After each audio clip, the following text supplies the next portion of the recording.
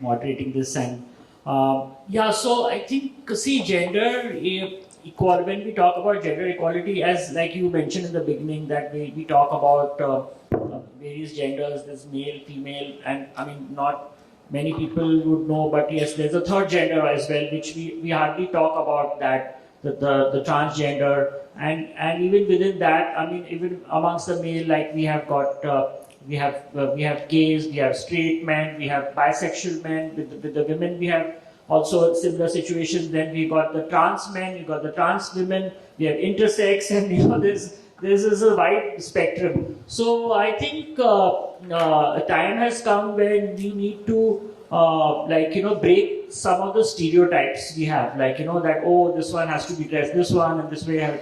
So that has to be broken. And I think irrespective of who we are, whatever we feel comfortable with, whatever we'd like to relate with, there should be equality. That's what is my say on your question, that equality is a must. We are, after all human beings. We have born the same way. We have by our orientation, by our gender, we may be different, but we are all, after all, same. So why should there be any kind of inequality? Why should there be divide? Why should there be any kind of discrimination faced by us? So so that's what I would like to say. So thanks, and again thanks to the Nagpur Orange Literature Festival. Koutilya, to you, it's always amazing to be on stage with you, Prince Manvendra. Just for basically, there's a very big difference between sex, sexuality, gender, and so on, right? So if the sex is the organs that you are born with, and gender is very much, what you're assigned, male, female, etc. Linked to that is behavior, and what people think of as masculine or feminine behavior. The thing is, that behavior changes according to your cultural context and society. So there's no link between the organ we are born with and how we are supposed to behave. In certain societies, people think that men are supposed to behave in certain ways, and they frame that as masculine behavior. In certain societies, people think that women are... It's the conditioning here. It's conditioning, it's got nothing to do with biology. And then sexuality is who you love, who you desire, again, which is not linked to any of these. So I think a more productive way would be really to not think of gender as a binary. It anywhere is not. But to think of it very much as a fluid framework in which we can all, be placed wherever we, irrespective of the organs we are born with, wherever we imagine ourselves to be. And this is not anything modern or new. In fact, in this part of the world, the subcontinent, we have always had this rich and plural, multiple ways of reimagining gender in terms of identities, a lot of respect given to people across multiple genders and so on. So I think this reductionist way of looking at things is very much from the British, from colonization, from almost dumbing down our rich and varied cultural heritage into this kind of, simplicity which we've never had. So I'm so glad that we're talking about this in Nagpur. Opening up. And I think for us to move ahead in future, we should really re-examine our rich culture and past and look at how beautifully people were reimagining multiple ways of being. Yeah. As you said, there's this question which arises in my mind is, while working on it, while expanding or improving the definition of gender equality or gender divide, what all the challenges you have faced while you're expanding or trying to expand this definition of gender spectrum? There must be a lot of challenges you must have faced, because still till now, a lot of people they don't want to address LGBTQ pretty openly. They still have this apprehension or that fear of talking about it. So obviously there must be a lot of challenges you must have faced during your work to expand or to improve this definition. So how did you do it, and how did you represent yourself?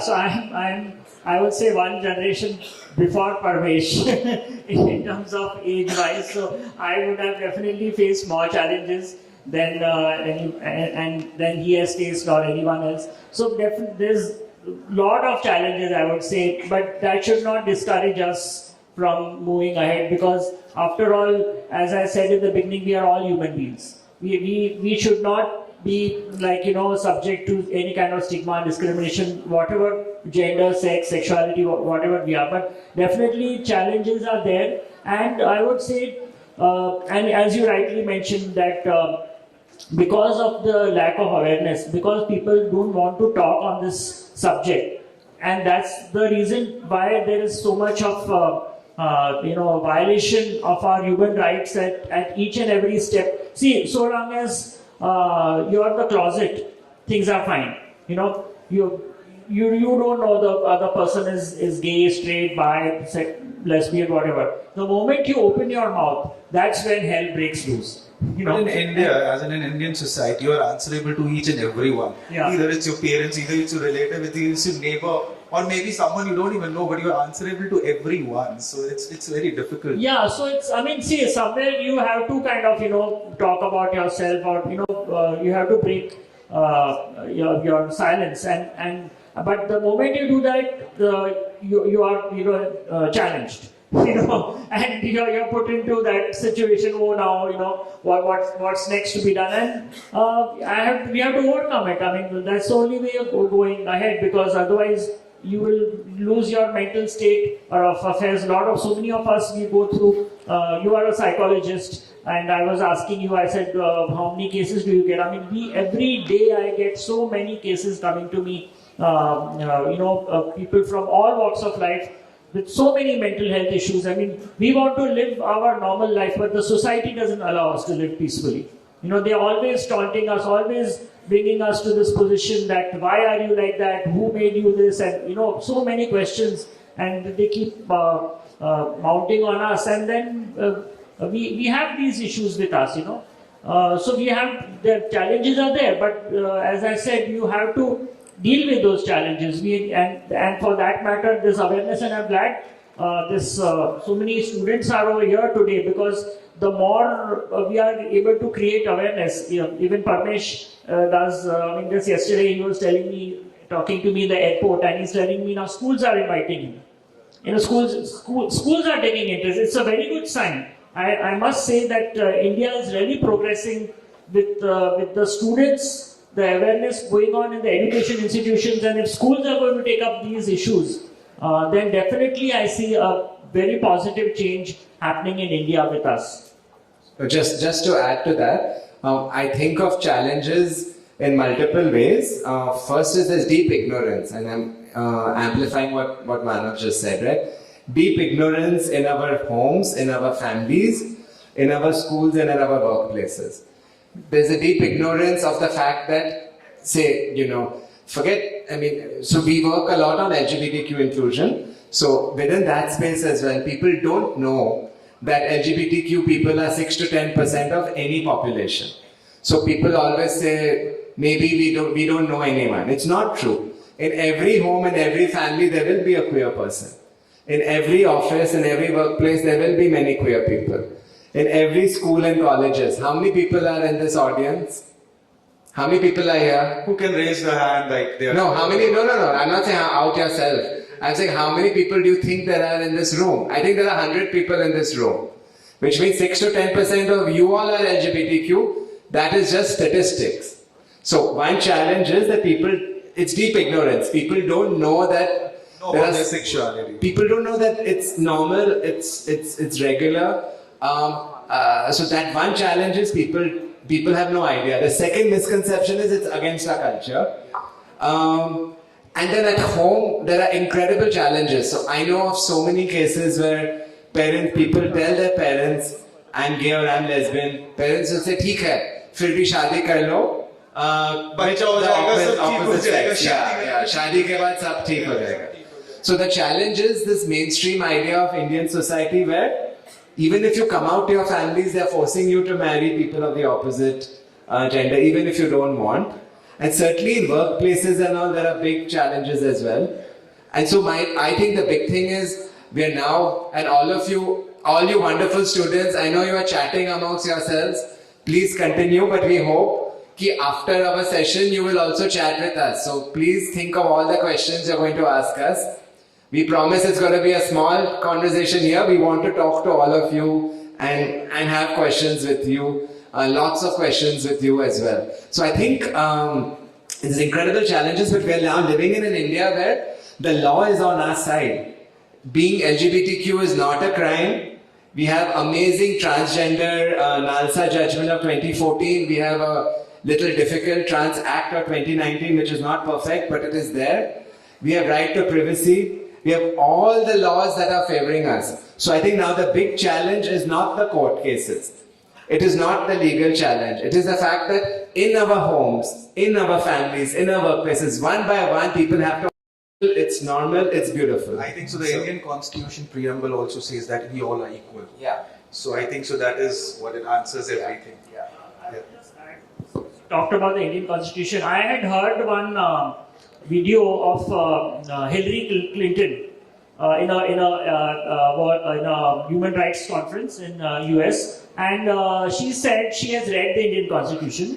I don't know how many of us sitting in this audience even know what the Indian Constitution is.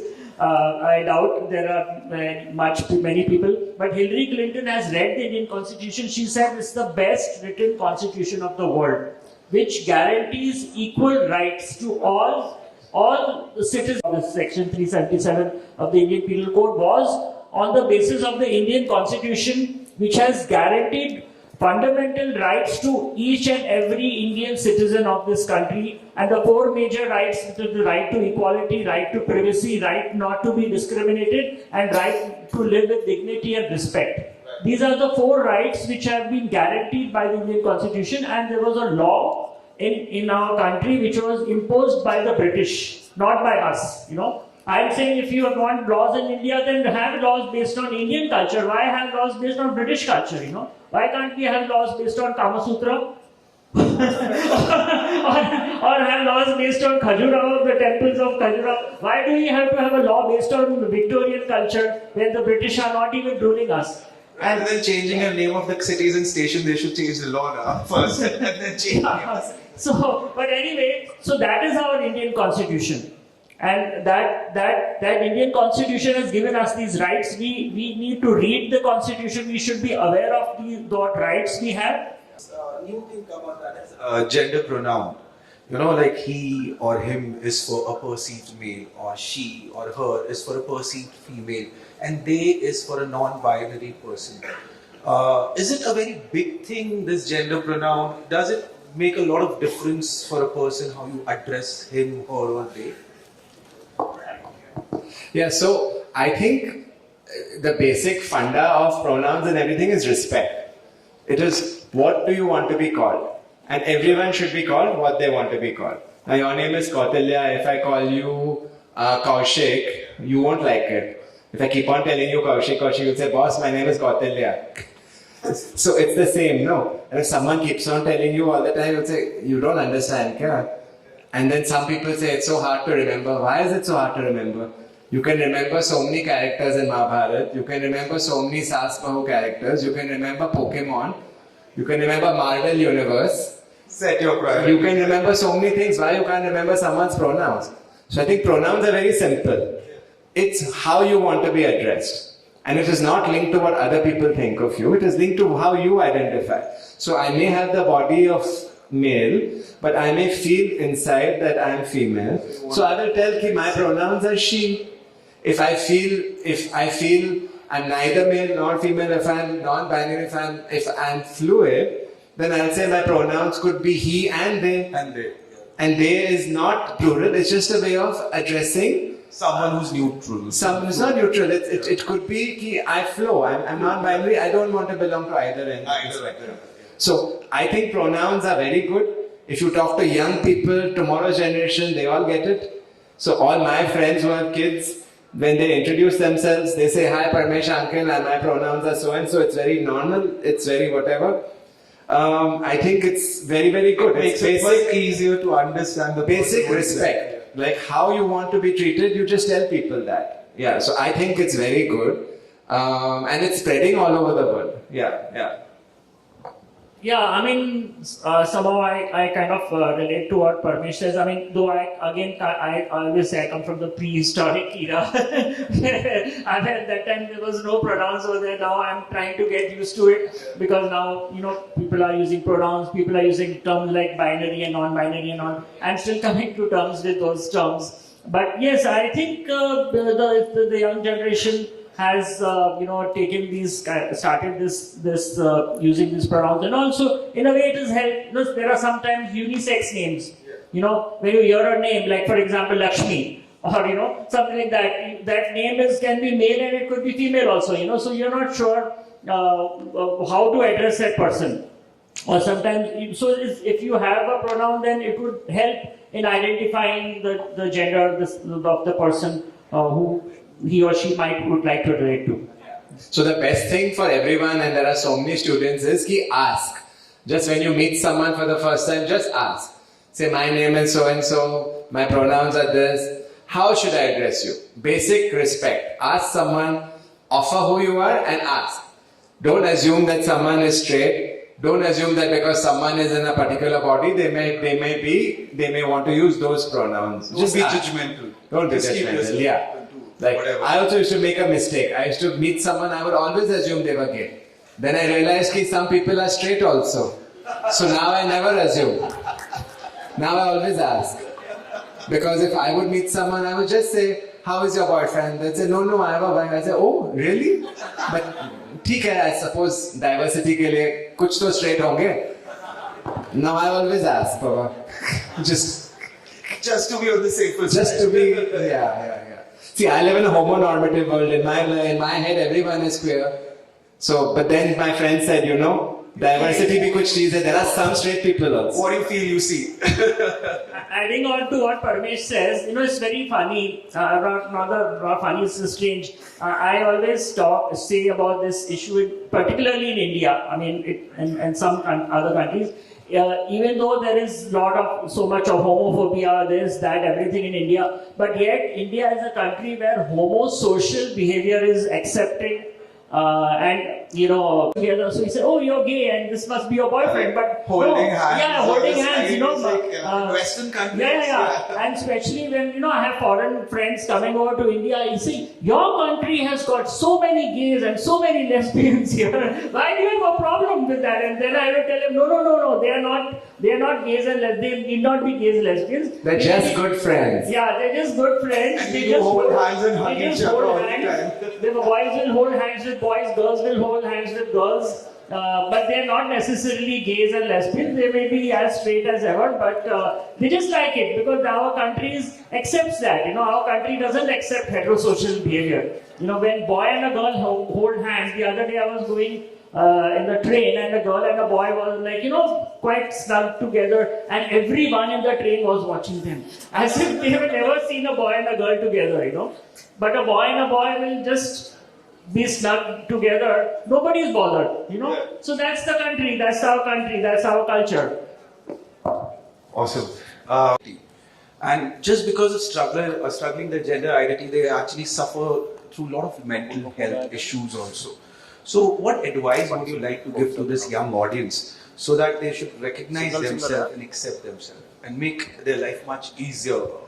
They gain confidence. So yeah, because I know, Mana works on this through his trust. So let me just go first.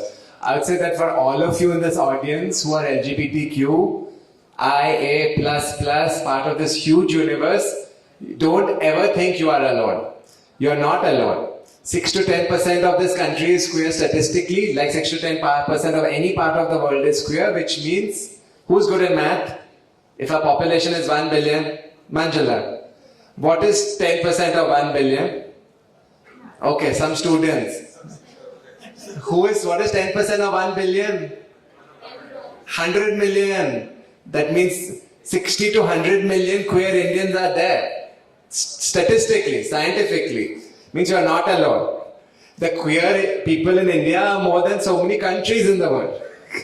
So, A, you are not alone, so don't ever feel alone. B, there is always an NGO, a support group, a safe space in your city. In Nagpur, there is a safe space. The founders of the safe space are here. In Jabalpur, in Nasik, in Rourkela, anywhere you go, in Guwahati, of course Bombay, Delhi and so on, so there's multiple. But anywhere you go in the city, some of the most exciting work is happening on the ground across our city. There's Raipur Pride in Chhattisgarh, there's great stuff happening. So A, you are not alone. B, there are strong networks around you. Please tap into them and use them.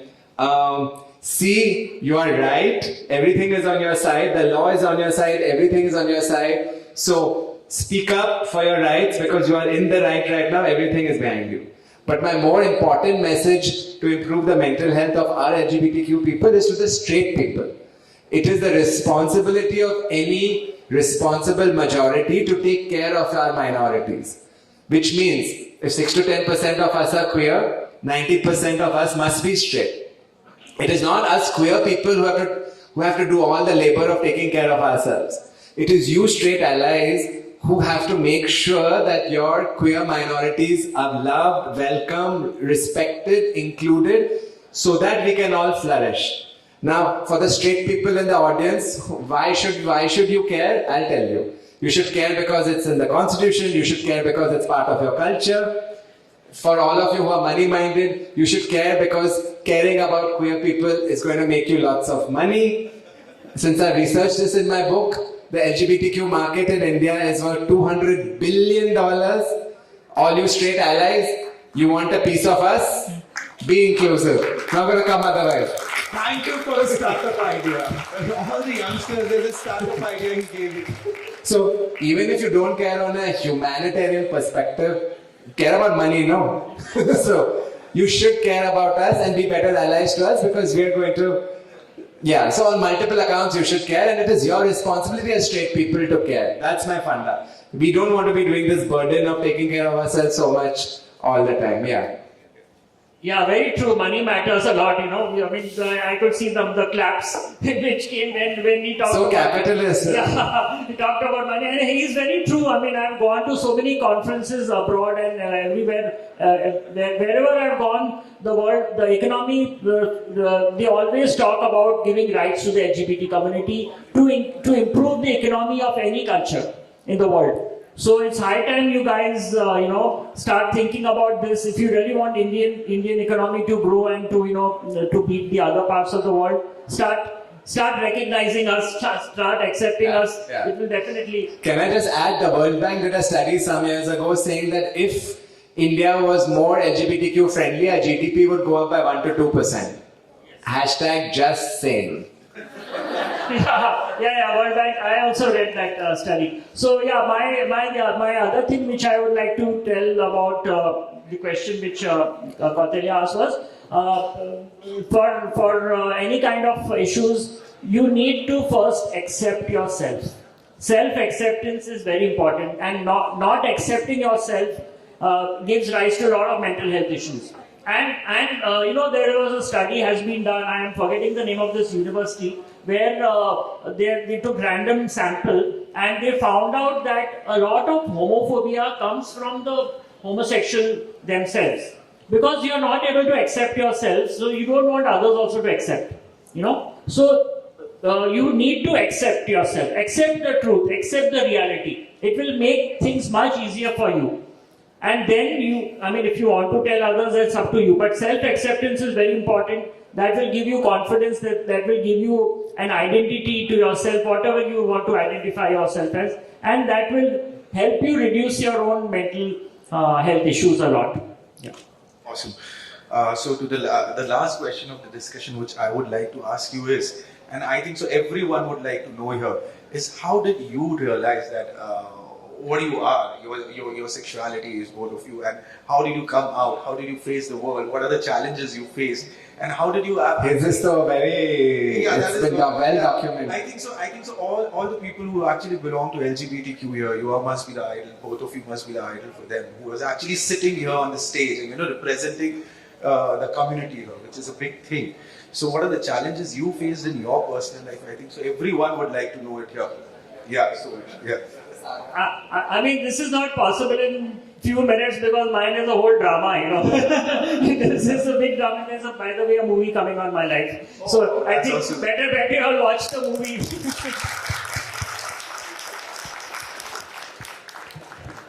Yeah, but they finally accepted also the family, etc., in a very good way, and they're doing incredible work. But you should, it's very dramatic. In my case, just very quickly, when I came out to my mom, I told my mom, I think I'm gay. My mom said, do you think or are you sure? Then I said, I'm sure I'm gay. So she said, okay, now what should we have for dinner? And that was it. And I was like, Mom, don't you want to do some drama? How old you were that time? I came out far too late in my early 20s. And she's like, why, what's the big deal? And I was like, but I waited so long to tell you. And she's like, that's your issue, not mine. And then I was like, don't you want to do some drama? I have all this script in my mind saying, if you don't accept, I'll say this, I'll say this. But she was like, what is there not to accept? So it was anticlimactic. The reason I'm saying this is because we also need to tell these stories. For every drama and saga that Manav has gone through, there are also accepting parents who accept like this. And that's my point to all of you out there. There's amazing stuff happening in our country. There are parents who are discriminating against their children, but there are also parents who are loving their queer children. There are schools and colleges in which people are being bullied. There are schools and colleges in which people are being celebrated. There are cities in which the state governments are hiring trans people. There are companies in which people are actively going out and seeking. So, there are parts of this country, Northeast for example, Saddam Hanjabam runs an incredible organization called Yawal, which is doing sports, mental health, employability and so on. And what Mana is doing with Lakshya Trust as well is incredible. There's such amazing work happening all this time. So I want all of you to look at queerness through the lens of possibility. If you are queer yourself again, don't feel despondent. We're actually building an incredibly powerful, strong, exciting new India ahead. And if you're straight, as I said earlier, it is in your advantage and benefit to help co-create this. You'll win, you'll make more money, you'll also be very happy, and you will get to hang out with all us cool queer people. It's a win-win It's situation. win-win-win. Yeah. So yeah, that's what I wanted to say. You get good friends, you get good business opportunity also. So Yeah. yeah. Don't be a loser, Accept be the inclusive. change. Yeah. Awesome. So I think so we should open ourselves for questions now because that is what we are looking forward to. Any questions? This side was very noisy, so alright, but the questions come from here. Hello, my name is Prasad, and I really enjoyed however you answered all the questions. My question was, I had this question in my mind for a long time, that how a parent should be introduced or taught or normalized with this concept, because it has come into picture before 5 to 8 years before. If you look at it, people weren't that aware about this thing. Even I myself wasn't. I used to question what this and what not. But I got introduced with people. I educated myself, but I still find myself lost a lot of times how to understand. Because yeah. So got it, we both? Yeah, you. And I also had a second question. So should I wait for it or? No, wait, no, others also have questions. Let's just answer this and go to other people. Yeah. Is it deep and meaningful and will we die if we don't hear it? Then it's fine. Okay. So quickly we'll answer this. Parents need to be sensitized by talking directly and honestly to them confidently. You don't say, Mom, Dad, I have something to say that I don't think you like. No. What is there for them not to like? You have to say, Mom, Dad, there's something very important about me that I want to share with you. Right? So with confidence. Now number 2, very clearly, this might be something new to them, they may not know. You surround them with resource material. There are books, there are videos, there's a Satyamev Jayate video from so many years ago of Amir Khan, in which so many parents accept their queer children. What you show your parents are other parents who are positive role models.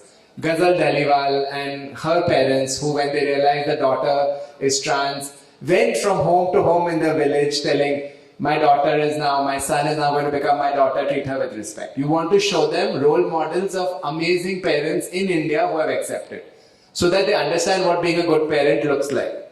Right? Show them movies, there's enough. Number 3, there are amazing parent support groups across our country. Swikar Parents is there are so many others. Connect them to Swikar Parents so they can talk to other parents of queer children so that they can have solidarity. Just as every queer person in this country needs to understand that we are not alone, there are many of us, Indian queer parents also need to understand that we are not alone. Imagine if 60 to 100 million of us are queer, then we have so many more queer parents, no? So they're not alone, they need to be made comfortable. And what they need to understand is acceptance is cool. This, hey Bhagwan, ye kya hua, and nikal jao ghar se is very outdated. They don't need to role model that. They need to see parents who are being inclusive and accepting. So upfront that. But Manav, I know you might have other things to say. Good. Hello. So even though we say that nowadays people are accepting it, but when we go out, we see a lot of crowd who don't acknowledge the fact that people can be like this. And today's generation is far more conservative, like they should. Yes, like when we go out, when we talk with people, they don't acknowledge the fact. Like they bully others. And so how should we tell them that this is not the correct thing to do? See, I think, the root cause of everything, as Parmesh also talked about, is ignorance. So we have to bring them out of that ignorance to give them that kind of an education. And there are baby steps have been taken. And I think in the coming 2 days, whatever issues you're talking about are definitely getting resolved, because the education system itself needs to be changed. We need to kind of include issues of LGBTQI. Law is of course telling the schools to do that and colleges to do that. We had a judgment recently in the Chennai High Court. But other than law also, that the system needs to include these issues. And I think in gradual on coming times, definitely we will see change. Change is already happening. During the pandemic, last 2 years, 2020, 21, I got calls from 14-year-old children, girls and boys wanting to come and interview me, and and their parents are supporting them.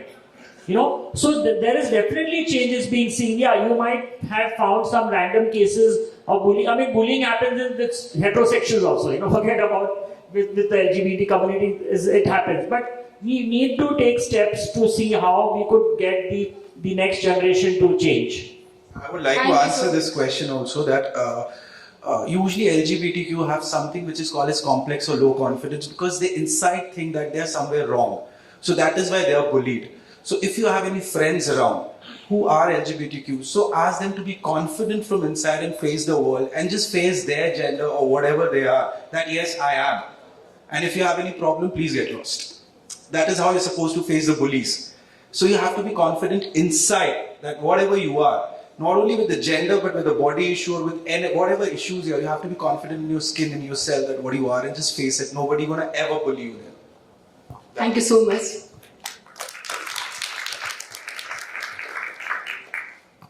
You talked about pronouns, yeah, and I totally get that it's a form of respect that you're giving the other person to you. Address it according to what they want you to address. But in USA, you must be knowing, there is a whole, it is not just he, her, they thing. It's exploded now to ze, her, fee. For some people want them to be addressed as dogs, as parrots. It's just gone into a totally different sphere. My question is this kind of a thing then unnecessarily makes it a target of ridicule? Or it's easy for people who are kattar, as they say, to ridicule the people then for a demand which is very basic. Okay, give me respect. Should you LGBTQ community also consider making it something which other people can understand? And it doesn't make it an easy target of ridicule. That's my question. No, so thanks for that. I think it's a very important question. First, it is us LGBTQI community, because LGBTQIA, A is allies. I think you're an ally. So then it is us. So it's not your community, it's us. So we're all in it, which means it's our community. That's number one. Right? Everyone here is part of LGBTQIA community. Even if you're straight, hashtag so sorry, you are still part of the queer community because you're an ally. Correct? So we're all queer. So it's our thing. That's number one. Number two, pronouns help everyone. Pronouns are not just for queer people, pronouns are for straight people also.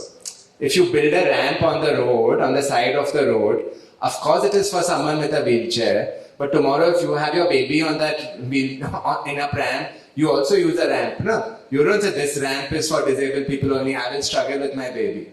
So when you create facilities for one kind of people, you create it for everyone. And pronouns are for even straight people.